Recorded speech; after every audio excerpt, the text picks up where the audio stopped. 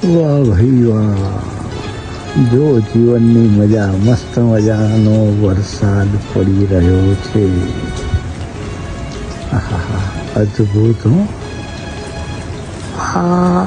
આ જે કુદરતની વાત છે ને, આ જે વરસાદ પડી રહ્યો છે ને, એ આ નીચે જે લીલુંછમ ઘાસ દેખાય છે ને, ત્યાં એનાથી માંડીને આ બધા મોટા વૃક્ષોને પણ પોષણ આપી રહ્યો છે. વાહ પ્રભુ વાહ, કેટલું અદ્ભુત છે. હવે આ બધા વૃક્ષો લીલાછમ થતા જશે. આ જે પાણી મળી રહ્યું છે ને, એ એનો ખોરાક છે. આપણે ત્યાં કીધું છે ને કે અન્ન એ જ બ્રહ્મ, અન્ન દેવતા. આ એ વાત છે. આપણે પણ અન્નનો બગાડ કરવો જોઈએ નહીં. અન્ન એના સમયે જરૂરિયાત મુજબ લેતા રહેવું જોઈએ. ભૂખ્યા માણસને જોવો ને કોઈ, તો આપણી પાસે જે કંઈ પણ સગવડ હોય તેમાંથી તેને ખવડાવવું જોઈએ.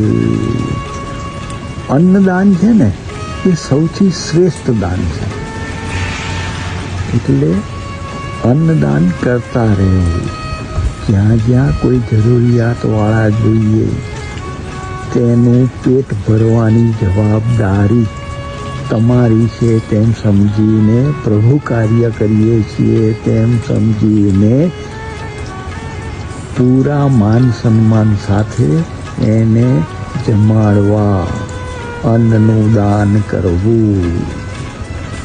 આપણા ઘરે પણ જો કેવું છે, ગૃહિણીઓ, ઘરની સ્ત્રીઓ, એને આપણે અન્નપૂર્ણા દેવી કહીએ છીએ. આખા કુટુંબનું ધ્યાન રાખે, સવારે ઉઠે ત્યારથી સાંજે સૂવે ત્યાં સુધી, નાના બાળકથી મોટા સુધીના માટે કંઈક અવનવી વાનગી, કંઈક ને કંઈક નવું નવું બનાવ્યા કરે. દરેકના સમય સચવાય, દરેકની જરૂરિયાત સચવાય, દરેકને ભૂખ લાગે ત્યારે ખાવાનું મળી જાય. કેટલું મોટું કામ છે. આ બધી અન્નપૂર્ણા દેવીઓને નતમસ્તક નમસ્કાર. અન્ન દેવતાની વાત જ કેવી છે. આપણે તો શાસ્ત્રોમાં એને અન્ન દેવતા કહ્યું છે. પક્ષીઓને ચણ આપો, પશુ પક્ષીઓને પણ આપણે ત્યાં તો કૂતરાને, ગાયને, પશુ પક્ષીઓને બધાને રોટલી આપીને પછી પોતે રોટલી ખાવાનો રિવાજ છે.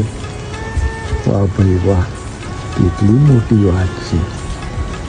અન્ન દેવતા બધાની આંતરડી ઠારે. આપણે આપણાથી બનતો પ્રયત્ન રાખવો, જેથી આપણે જ્યાં અન્નદાન કરી શકીએ, જ્યાં કોઈ ભૂખ્યાને જમાડી શકીએ, ત્યાં પશુ પક્ષીઓને, પ્રાણીઓને આપણા પ્રમાણે ભોજન આપી શકીએ. અદ્ભુત વાતો છે. નાની નાની વાતો પણ આ કુદરત પાસેથી શીખવા મળે. વાહ ભાઈ વાહ. હરિ ઓમ.